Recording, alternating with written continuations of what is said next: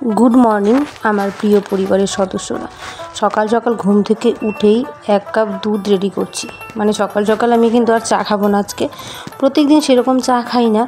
चा होच्छे आमार एकटा नेशा, आमार एकटू ना होले चले ना। तो आमी दिने जे कोनो एकबार खाওয়ার चेष्टा करी, कारण एटा एकटा आमार नेशा हये गेछे, छोटो थेके अभ्यास। तो ताई एकबार खेले आर सेरकम খারাপ লাগে না। যদি একবারও আমি না খাই তাহলে মাথাটা আমার ব্যথা করতে থাকে।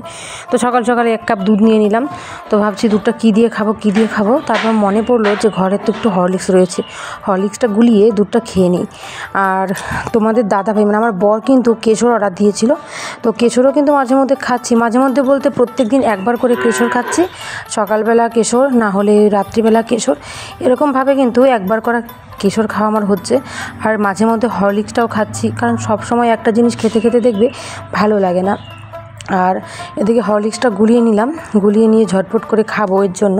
তো সকাল সকাল ভিডিওটা প্রত্যেক দিনই তোমাদের সামনে শুরু করি সেই বিছানা গোছানো এসব নিয়ে। তো আজকে ভাবলাম যে না, আজকে আমি আমার ডেইলি কাজের যতটুকু শেয়ার করতে পারি তোমাদের সামনে ততটুকু শেয়ার করার চেষ্টা করব। ডেইলি কাজ বলতে আমার ডেইলি যেরকম কাজ থাকে, তো সেরকম দেখো আজকে না ডিজাইন করা বিস্কুট নিয়েছি। এই বিস্কুটগুলো খেতে কিন্তু আমার বেশ ভালোই লাগে, বেকারি বিস্কুটগুলো। তো হরলিক্সটা গুলিয়ে নিয়েছি, এটা হচ্ছে চকলেট হরলিক্স। তো কালারটা দেখো দুধের মতোই, দুধ বলতে চায়ের মতো হয়ে গেছে। তো এটা দিয়ে কিন্তু 2-3টে বিস্কুট খেয়ে নেব, খেয়ে নেওয়ার পর অন্য কিছু আর এখন খাবো না, তারপর ভাত খাবো। তো চলো, আমি কিন্তু ওইদিকে বিছানাটাও গোছাইনি। তো খাওয়া দাওয়া শেষ করে চলে এসেছি ঘরে। এসে দেখি আমার বিছানার মধ্যে কতগুলো মশা মরে পড়ে আছে, মানে মশারির উপরে হয়তো ফ্যানের ডাং পেয়েছে। তো সেই ফ্যানের ডাঙে কিন্তু মশাগুলো মরে গেছে অনেকগুলো। তো এবার মশা কয়েকটা মেরে নিলাম, আর হালকা হালকা যে মশাগুলো একটু এখনও বেঁচে আছে, কারণ এই মশাগুলো এখন যদি থাকে মশারির ভেতরে ঢুকবে আর রাত্রেবেলায় আমাকে সারাটা রাত ঘুমোতে দেবে না। তো আমি এদিকে বিছানাটা গোছাবো, এর জন্য দেখো ভালো করে কাঁথাগুলোকে গুছিয়ে নিচ্ছি। এই বিছানায় কিন্তু দুজন থাকি, আমি আর বনু, মানে আমার জ্যাঠাতো বোন।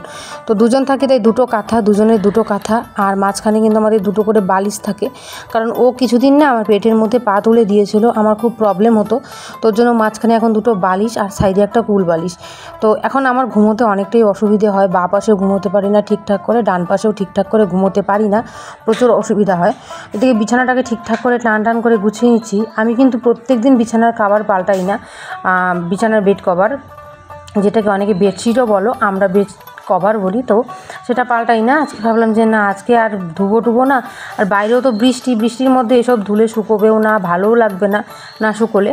আর এদিকে ভালো করে মাথাটাকে এখন আঁচড়ে নিচ্ছি। মাথাটা আঁচড়ে নিয়ে আমি কিন্তু আমার অন্য যে কাজগুলো আছে, রান্না বান্না ওইসব কিন্তু শুরু করব। তো আমি কিন্তু ঘুম থেকে উঠেই তারপর ড্রেসটা চেঞ্জ করে নিই। যেটা পরে আমি রাত্রে ঘুমোই সেটা আমি দিনের বেলা পরি না, আর এটাই আমি কালকে চানের পর পরেছিলাম। তো আজকে ভাবলাম যে না, এই ড্রেসটাকে আমি ঝটপট করে চেঞ্জ করে নিই। হ্যালো বন্ধুরা, গুড মর্নিং। কেমন আছো তোমরা সবাই? আশা করি ভালো আছো, সুস্থ আছো। আমিও ভালো আছি, সুস্থ আছি। নতুন ব্লগের সঙ্গে জানাই তোমাদের অনেক অনেক স্বাগত।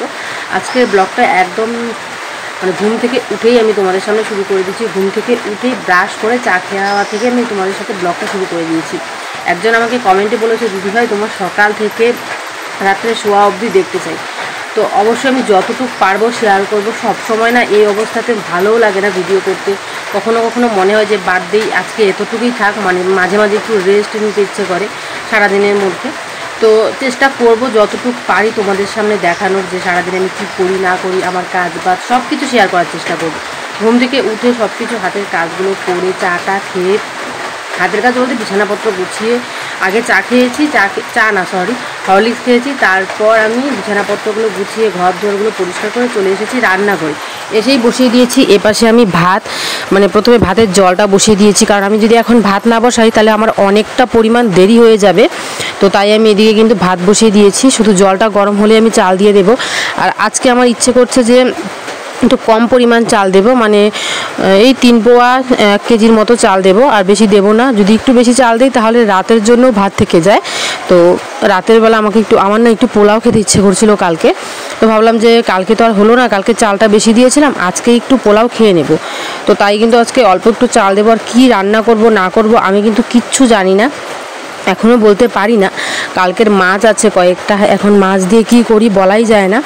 আর এদিকে সকালবেলা ঘুম থেকে ওঠার পর থেকেই দেখি যে এই দেখো ঝিরি ঝিরি বৃষ্টি পড়েই চলছে। মানে এই বৃষ্টিটা না আছে কোনো কাজ, না আছে কিছু, এই বৃষ্টি দিয়ে কোনো লাভ হবে না, কিচ্ছু হবে না, শুধু ঝিরিঝিরি বৃষ্টি পড়ছে আর মানুষের কাজের ক্ষতি করছে।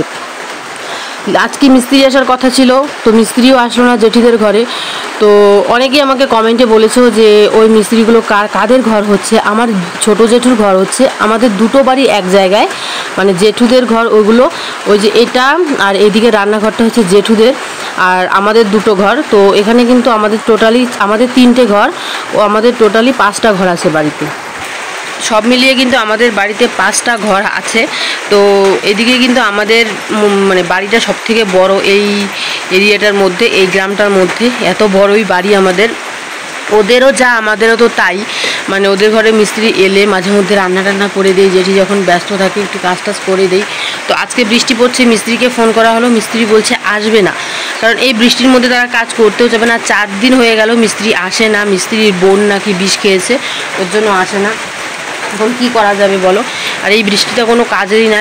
একটু রান্নাবান্না করে যে ঘরে বসে থাকবো, আর উঠানগুলো খুব পিচ্ছিল হয়ে গেছে আমাদের, এই উঠানে হাঁটা চলাও একদম মুশকিল হয়ে গেছে। তো বেশি কিছু রান্না করব না, সিম্পলের মধ্যে রান্না করব, বেশি আউঝাও করব না আজকে। তো সিম্পলের মধ্যে রান্না করে শেষ করে দেবো। তো চলো দেখতে থাকো, আশা করি ভালো লাগবে। বাইরে পড়ছে অঝরে বৃষ্টি, আর এইদিকে আমি রান্না বসিয়েছি। বেগুন আর আলুটা কেটে নিয়েছি, আছে মাছ, সেই মাছগুলো দিয়ে বেগুন আর আলু দিয়ে করব চচ্চড়ি। আর এদিকে আমি কেটে নিয়েছি মিষ্টি কুমড়ো বা মিষ্টি লাউ, যেটা আমরা বলি মিষ্টি লাউ আর তোমরা বলো মিষ্টি কুমড়ো, একই হলো। তো সেটাই কেটে নিয়েছি। আর এই মিষ্টি লাউটা কিন্তু প্রচুর মিষ্টি, একদমই চিনি দিতে হয় না। আর এদিকে কিন্তু আমি ভাত বসিয়ে দিয়েছি। কালকে রাতে অঝরে বৃষ্টি হয়েছে, সেই কারণে দেখো প্রত্যেকটা জায়গায় আমাদের কালি কালি হয়ে আছে, আর আমাদের উনুনটার মধ্যে জল পড়ে, তো তাই এরকম হয়ে আছে। তো আমি কিন্তু ওইদিকে মিষ্টি যে লাউয়ের ভাজাটা আছে সেটা বসিয়ে দিয়েছি। কড়াইটাকে আমি আগে পরিষ্কার করে নিয়ে এসেছিলাম, তারপর এটার মধ্যে আমি একটা ডিম ভেজেছি, তার জন্য দেখো কড়াইটা দিয়ে কিন্তু লেগে গেছে, ডিমটা লেগে গেছে। কারণ এই কড়াইটা অনেক পুরনো আর অনেকটা পাতলা হয়ে গেছে, এই কারণে যে কোনো একটা জিনিস রান্না করলেই না কড়াইটা লেগে যায়। এদিকে আমার মিষ্টি কুমড়ো ভাজাটা হয়ে গেছে, এদিকে আমি এখন মাছের চচ্চড়িটা রান্না করব। আর আজকে কিন্তু ছোট মাছ না, বড় মাছেরই চচ্চড়ি রান্না করব। কয়েকটা মাছ আছে, তো সেই কারণে কিন্তু কয়েকটা মাছ দিয়ে আলু বেগুন দিয়ে যদি করে নিই আমাদের সারাদিনের খাওয়াটা হয়ে যাবে। তো কয়েকটা পেঁয়াজ দিয়ে দিলাম, দুটো পেঁয়াজ কেটে কেটে দিয়ে দিয়েছি। এখন এটাকে ভালো করে কিন্তু পেঁয়াজটাকে নাড়াচাড়া করে লাল লাল করে ভেজে নিয়েছি। এখন সবজিগুলো ধুয়ে আনা ছিল আমার, এই যে সবজিগুলোকে দিয়ে দিলাম, আলু আর বেগুন। এটা দিয়ে ভালো করে নাড়াচাড়া করে এটার মধ্যে একটু নুন দেব আর একটু হলুদ দেব কালারের জন্য, দিয়ে লঙ্কা বাটাটা দিয়ে সব কিছু দিয়ে তারপর কিন্তু আমি ভালো করে এটাকে নাড়াচাড়া করে নেব। এদিকে কিন্তু নুন আর হলুদটা দিয়ে দিয়েছি, আর লঙ্কা বেটে নিয়েছি। আর আমি বেশিরভাগ সময়ই লঙ্কা পাটাতে বাটি, মানে শিল নোড়াতে বাটি, আমার ভালো লাগে খুব শিল নোড়াতে বেটে খেতে। আর অনেকেই বলো দিদি এত কাজ করো না, এত পরিশ্রম করো না। হ্যাঁ, আমি চেষ্টা করি অনেকটা কম কাজ করার। আর এদিকে দেখো আমি কিন্তু লঙ্কাটাও বেটে নিয়েছি, বেটে নিয়ে ভালো করে তরকারিটার মধ্যে দিয়ে দিলাম। তো এদিকে কিন্তু ভালো করে নাড়াচাড়া করে এটাকে ভালো করে আমার এঁটো সেটো করে নিতে হবে, মানে যতক্ষণ না মশলাটা মজে আসছে ততক্ষণ ভালো করে নাড়াচাড়া করতে হবে। আর এই সব সবজির মধ্যে কিন্তু তেলটা বেশি দিতে হয় না, কম পরিমাণ তেল দিলেও কিন্তু খুব টেস্ট হয়। তো দেখো আমি কিন্তু ভালো করে সব কিছু নাড়াচাড়া করে ঝোলও দিয়ে দিয়েছিলাম, ঝোলও ফুটে এসেছে, আর বেশিক্ষণ সময় লাগবে না, আমার তরকারিটা নামানো হয়ে যাবে।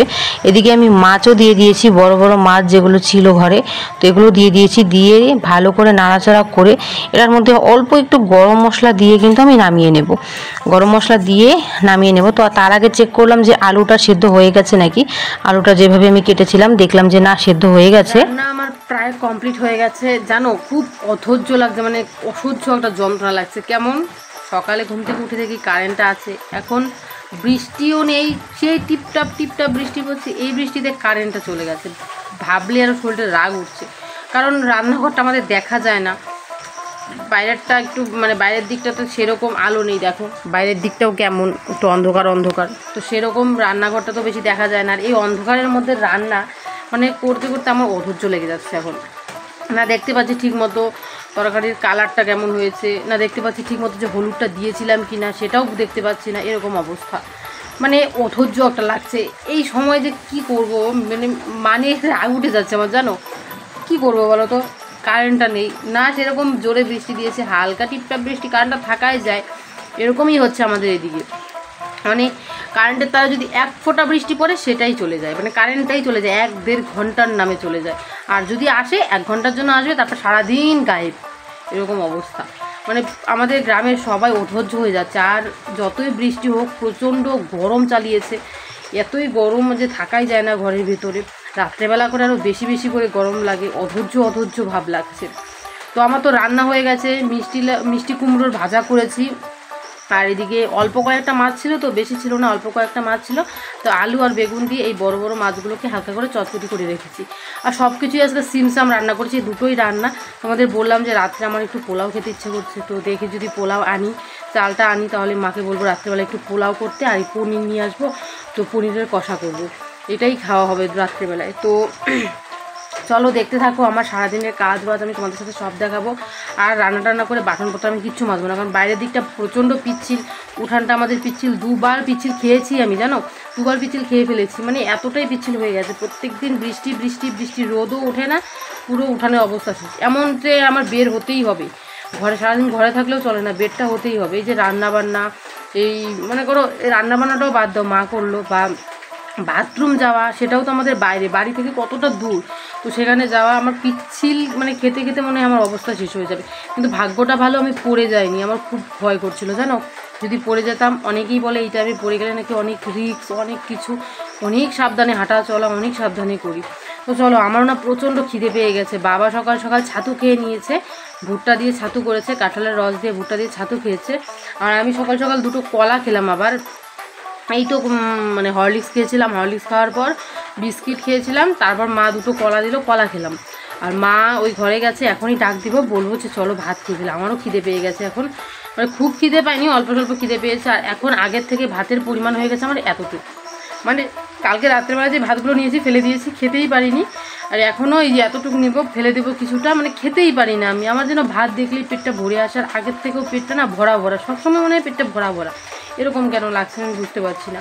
আজকে আমার ডাক্তার দেখানোর ডেট ছিল, কিন্তু আমার আজকে ডাক্তার দেখানো যাওয়া হয়ে ওঠেনি, কারণ আমার ব্যাংকের বইটা, তোমরা অনেকেই বলেছি যে আমার ব্যাংকের বইটা খারাপ হয়ে গেছে, মানে বন্ধ হয়ে গেছে ব্যাংকের বইটা। কালকে 1 তারিখ, কালকে আমার ব্যাংকের বইটা খুলবে, তো ভাবছি 2 তারিখে ডাক্তারের কাছে যাব। আর এবার গেলে আলট্রাসোনোগ্রাফি দেবে, অনেক রকম টেস্ট দেবে, তো সেগুলোও করতে হবে। আর হ্যাঁ, আজকে একটা তোমাদের সুখবর দেই, আজকে হচ্ছে 30 তারিখ, মানে আজকে হচ্ছে 30শে জুন, আজকে হচ্ছে আমার বিবাহবার্ষিকী। আজকের দিনই আমাদের বিয়ে হয়েছিল, তো আজকে 30শে জুন আর 15ই আষাঢ়, এই দিনই বিয়ে হয়েছিল। তো চলো, এদিকে আমার তো রান্না হয়ে গেছে, উনানটাও দেখো একদম নিভে গেছে, যতটুকু লাকড়ি নিয়েছি ততটুকু দিয়ে আমার রান্না কমপ্লিট। এখন এটা নামিয়ে নেব, তাহলেই রান্না। সব কিছু হাতের কাজ বাজ করলাম, করার পর একটু রেস্ট নিলাম। মানে শরীরটা আজকে বেশি একটা ভালো লাগছে না, হাত পাগুলো কেমন যেন রিন করছে। তো মা বললো যে একটু রেস্ট নিয়ে কাজ করতে হবে না। তো এখন ভাবছি যে এখন তো আমি চান করব, চানের সময় হয়ে গেছে আমার। তো চান করার আগে ঘর দোরগুলো একটু মুছে নিই। আর মুছতে তো সেরকম পরিশ্রম হয় না, কারণ আমি সবসময় মোছামুছি করি এটা দিয়ে। তো এটা দিয়ে মোছামুছিটা করে তারপর চান করে ঠাকুর দেব। তো অনেকক্ষণ কিন্তু রেস্ট নিলাম আজকে, সময়টা অনেকটা পার হয়ে গেছে। তো ভেবেছিলাম তোমাদের সাথে সারাদিনের রুটিনটা শেয়ার করব, কিন্তু আজকে হয়ে আর উঠলো না, কারণ আমার শরীরটা, তোমাদের সকালেই বলেছিলাম যদি শরীর ভালো থাকে তাহলে আমি চেষ্টা করব সারাদিনের রুটিনটা শেয়ার করার। শরীরটা একদম ভালো নয়, শরীরটা একদম ক্লান্ত হয়ে গেছিলো, মানে এতটাই খারাপ লাগছিলো, হাত পাগুলো পুরো কাঁপছিল। তো ভাবলাম যে না থাক, আজকে আর ডেলি রুটিন না, আজকে হচ্ছে আমার তো বিবাহবার্ষিকী, তো একটু ইচ্ছে আছে যে বাড়িতে একটু ভালো মন্দ রান্না করে খাবো।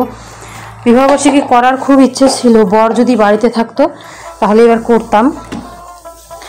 যার জন্য বিবাহবার্ষিকী যে আসল, সেই তো বাড়িতে নেই, কি হবে করে বলো তো। প্রবাসের বউদের না এরকমই হয়, যখন কোনো আনন্দের সময়, যখন ভালো লাগার সময়, তখনই বাড়িতে থাকে না। শুধু পুজো বলতে, আনন্দ বলতে এই দুর্গা পূজাটার সময় বাড়িতে থাকা, না হলে সবসময় বাইরেই থাকতে হয়। এখন এরকমই চলবে, কি করা যাবে বলো। এখন সবসময় আনন্দটা দেখলেও তো চলবে না, টাকা পয়সাও লাগবে। আর মা এই ঘরের বেড কভারটা নিয়ে ধুতে নিয়ে গেছে, কারণ আমাদের বাড়িতে অনেক দিন থেকেই ভুট্টার কাজ হচ্ছে। ভুট্টার কাজ হতে হতে পুরো বাড়িটাই যেন আমাদের ভুট্টার বাড়ি হয়ে উঠেছে। তো এই দেখো বাইরেও কতগুলো ভুট্টা নাড়া, আর আজকে অনেকক্ষণ পর রোদ উঠেছে। মা ভুট্টাগুলো নেড়ে গেল কলের পারে, বললো যে বেড কাভারগুলো ধুয়ে নিয়ে আসি, তুই শুয়ে থাক। তো আমি ভাবলাম যে না, আর শোবো না, এখন শুয়ে থাকলে আবার আলসেমি লেগে যাবে, পরে চান করতে দেরি হয়ে যাবে। চান টান করে তারপর শুয়ে একটু ঘুমাবো, 1-1.5 ঘন্টা একটু যদি শুয়ে আবার ঘুমিয়ে নিই তাহলে শরীরটা ভালো লাগবে। আর সকালেই তোমাদের বললাম খাওয়া দাওয়াটাও আমার কমে গেছে, যে কোনো একটা প্রবলেম হয়েছে তার জন্য হাত পাগুলো রিম রিম রিম রিম করছে। আমার না মাঝে মধ্যে এরকম হয়, হাত পাও ঝিনঝিন করে, কেমন করে। আর বেশিরভাগ এটা রাত্রেবেলা হয়, তো আজকে দেখছি যে না, দিনের বেলায় এরকম হচ্ছে। আজকে তো 30 তারিখ, তো 1 তারিখ ডাক্তার দেখানোর কথা ছিল, যাবো ভেবেছিলাম। 1 তারিখ ভাইয়ের বাড়িতে থাকবে না, এবার তো মাকে নিয়ে যাব ডাক্তারের কাছে, তো ভাই বাড়িতে থাকবে না, তো ভাবলাম যে 1 তারিখ না গিয়ে 2 তারিখ যাই, মঙ্গলবার আছে সেদিন যাই। তো মঙ্গলবার দিনে যাব, আর 1 তারিখ যাব না। তো চলো, অনেকক্ষণ কথা বলে নিলাম তোমাদের সাথে। এর মধ্যে আমার ঘরটাও সুন্দরভাবে মোছা হয়ে গেছে। আমার ঘরটা কিন্তু আমি মুছেই নিয়েছি আগে। এইদিকে দেখো, আমার ঘরটা মোছা কমপ্লিট, একদম পরিষ্কার। আর এইদিকে ভুট্টার এখানে ফ্যান চলছে, কারণ এতক্ষণ তো কারেন্ট ছিল, রোদ ছিল না, তো ফ্যান দিয়েই কিন্তু ভুট্টা শুকানো হচ্ছে এখন। তো চলো বারান্দাটাকে পরিষ্কার করে চান করবো ঝটপট করে। সকাল থেকেই তোমাদের বলছিলাম যে আজকে হচ্ছে আমার বিবাহবার্ষিকী। হ্যাঁ, আজকে আমার বিবাহবার্ষিকী। তো আমি কোনো বিবাহবার্ষিকী পালন করিনি, শুধু নিজেদের জন্য, মানে বাড়ির যে আমরা 4 জন আছি, মা বাবা ভাই আর আমি, আমাদের 4 জনের জন্য অল্প একটু ফ্রাইড রাইস রান্না হচ্ছে। ফ্রাইড রাইস খেতে কিন্তু আমার বেশ ভালোই লাগে। ওইদিকে কিন্তু মা একদম কম জিনিস দিয়ে ফ্রাইড রাইস রান্না করছে। তোমরা হয়তো এখানে বলবে এটা ফ্রাইড রাইস হয়নি, আরও অনেক কিছু দিতে হতো, গাজর দিতে হতো, ক্যাপসিকাম দিতে হতো, কিন্তু জানো এসব কিছুই ঘরে ছিল না। শুধু বাদাম, কাজু বাদাম আর তেজপাতা আর হচ্ছে কি কিশমিশ দিয়ে করা হয়েছিল। তো বন্ধুরা, তোমাদেরকে আমি সকালবেলায় বলেছিলাম যে আজকে আমাদের বাড়িতে পোলাও হবে।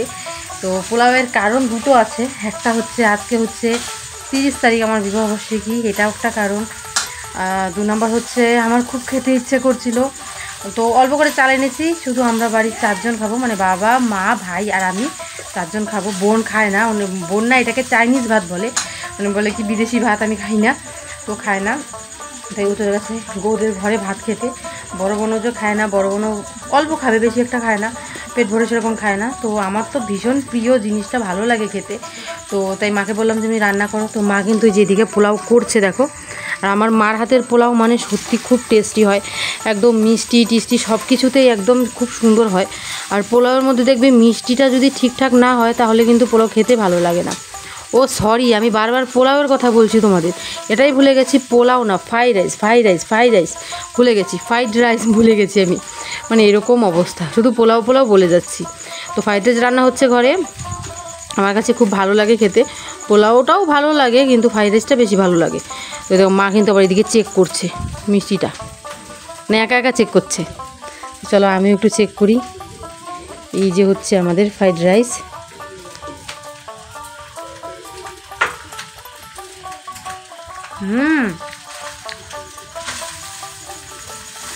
একটু ভাজা হবো, হ্যাঁ টেস্টি হয়েছে, দারুণ।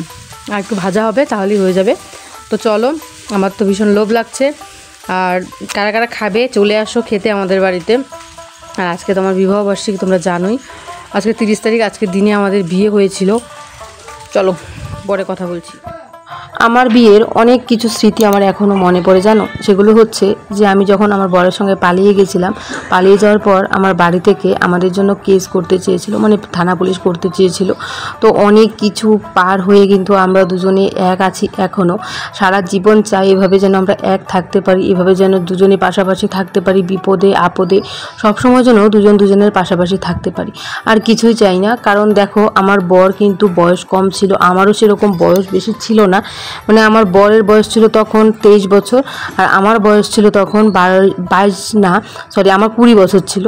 তো সেই কারণে কিন্তু আমাদের বিয়েটা কিন্তু অনেক মানে ঝুঁকির মধ্যে হয়েছে। আর তখন প্রচুর লকডাউন ছিল, লকডাউনের মধ্যে হয়েছে।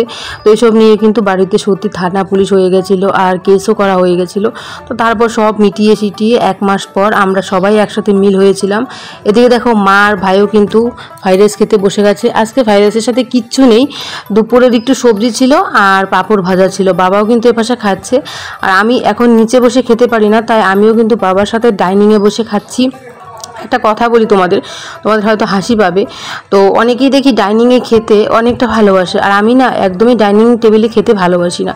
আমার মেঝেতে হয় বস্তা পেতে, না হলে একটা পিঁড়ি পেতে যদি আমি খাই মেঝেতে, তাহলে আমার খাওয়াটা মনে হয় অনেক শান্তি হয়, অনেকটাই পেট ভরে। আমি কিছুদিন মানে 3-4 দিন থেকেই এভাবে ডাইনিংয়ে বসে রাত্রেবেলা করে খাচ্ছি, আর আমার মানে পেটটা ঠিক মতো ভরছে না। এদিকে দেখলাম যে ঘরে অনেকগুলো ভুট্টা রয়ে গেছে, মানে বাবা মা কিন্তু সন্ধেবেলায় বসে বসে এখানে ভুট্টাগুলো ছুলেছিল।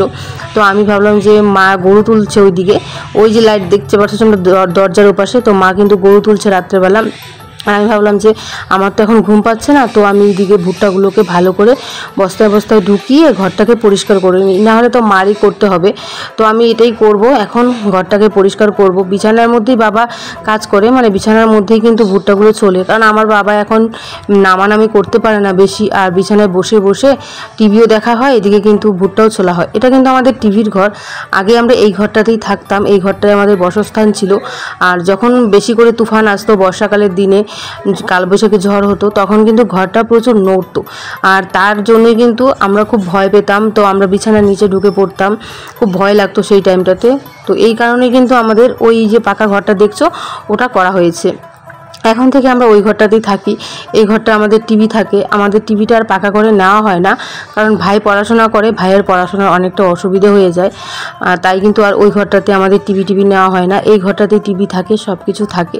এদিকে দেখো তোমাদের সাথে গল্প করতে করতে আমার ঘর দুয়ার সব কিছু পরিষ্কার, বিছানাপত্রগুলোকে ভালো করে ঝাড় দিয়ে ঘরটাকে পরিষ্কার করে, এদিকে কিন্তু আমি এখানে কিছু ভুট্টা জমা করে রেখেছি, আর যত ভুট্টার খোসা ছিল আর ভুট্টা ছিল সব জায়গা মতো রেখে দিয়েছি। এদিকে 11টা বাজে, সারেগামা দেখছিলাম, সারেগামা দেখতে দেখতে কিন্তু কাজগুলো করলাম।